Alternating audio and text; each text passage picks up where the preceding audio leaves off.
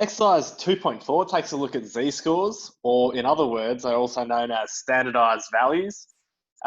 What do z-scores tell you? Well, they let you know where a score is on the 68, 95, 99.7 bell curve. Here we have a nice little table that summarizes the z-score. So whenever the z-score is 0, the data is, or the data value is the average. If the z-score is +1, then the data value is 1 standard deviation above the average.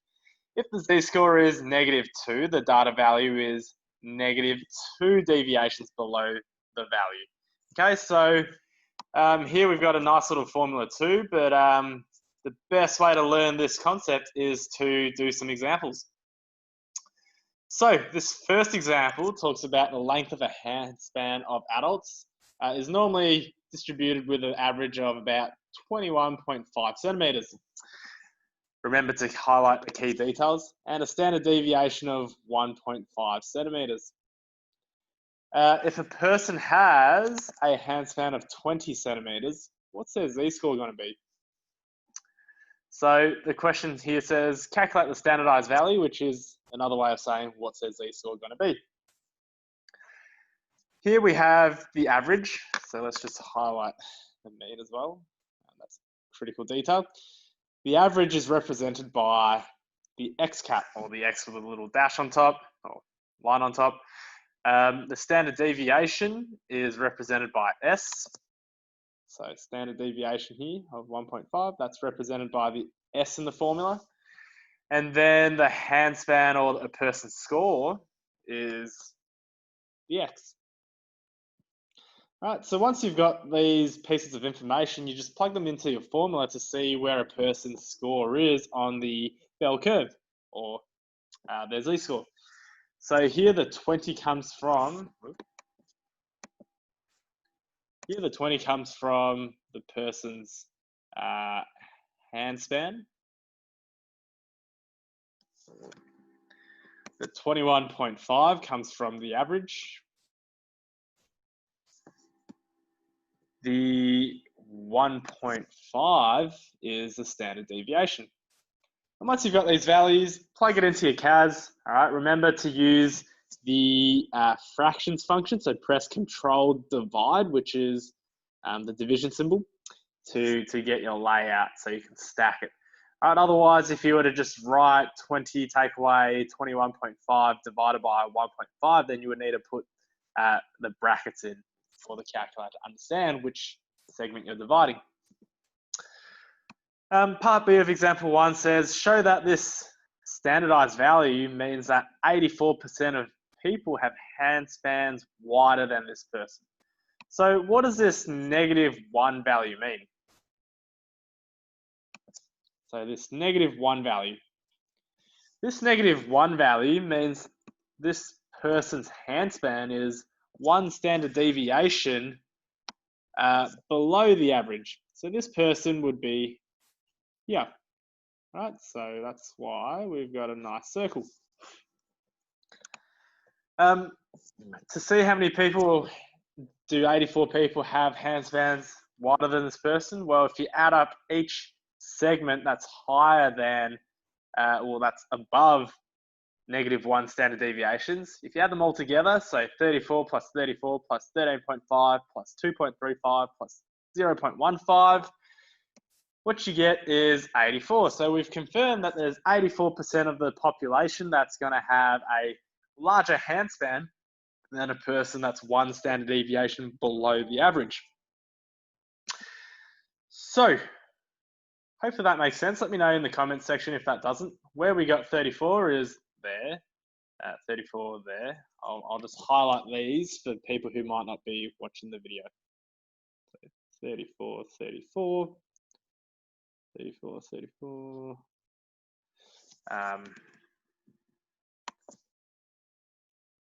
13.5, 13.5.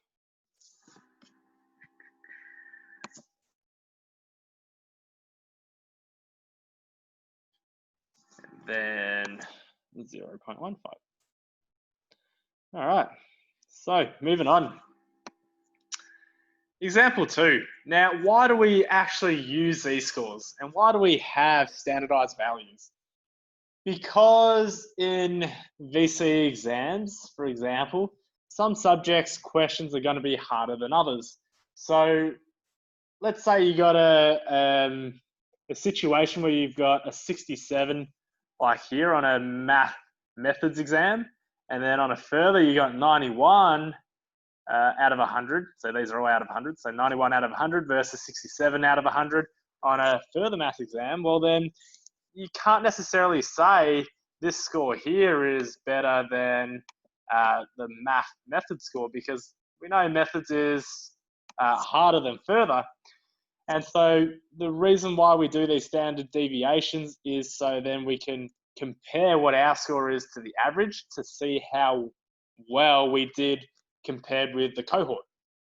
That sounds a little bit confusing, but it's to prevent this situation from happening. So if someone got a 91% on a further maths, and then someone else got a 67% on a math methods, to not disadvantage the people who did math methods because the exam's harder, we compare their scores to the average instead of just the absolute percentage.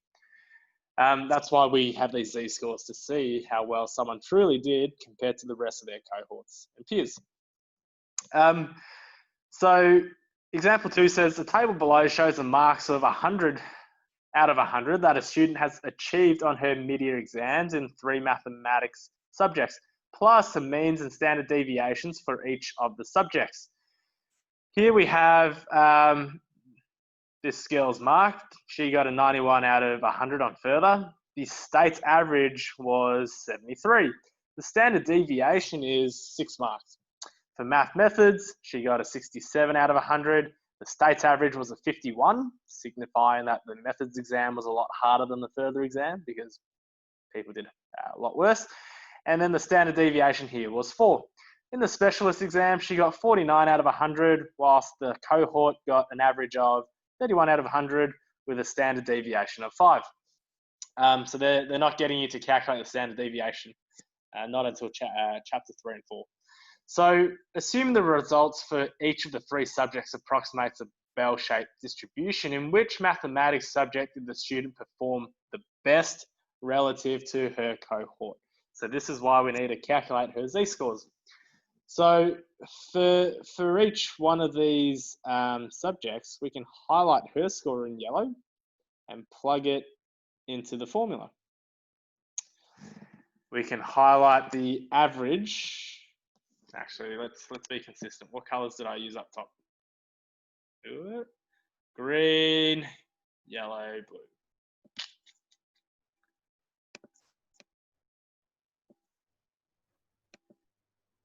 No.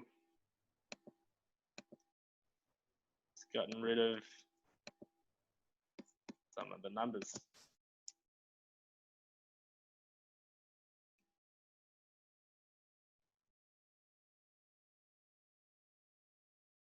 So green, yellow, blue. So her score we're going to have in green.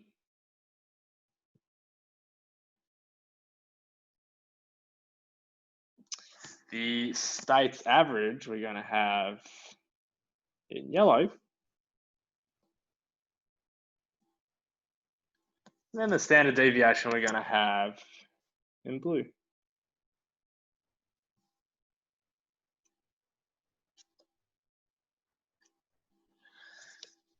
Right. This here is a 5.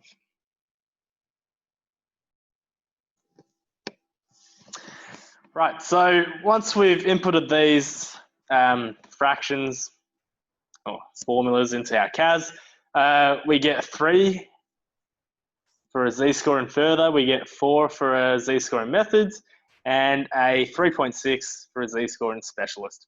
So what that means is for further, she's 3 standard deviations above the average. For methods, she's 4 standard deviations above the average. And for specialists, she's 3.6 standard deviations above the average. Now, how do we know which subject she performed the best in? Whichever z-score is the highest. So this student performed best in methods since her score or result was 4 standard deviations above the average. Further, she got 3. Specialist, she got 3.6. So methods is the highest study score that she's going to receive from the 3 math subjects she did.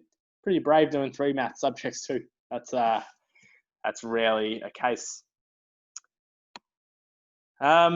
So, part B, in which of these subjects was she in the top 0.15% of students? If we go back to our bell curve that we did in the previous exercise in 2.3, we know that the top 0.15 is 3 standard deviations and above.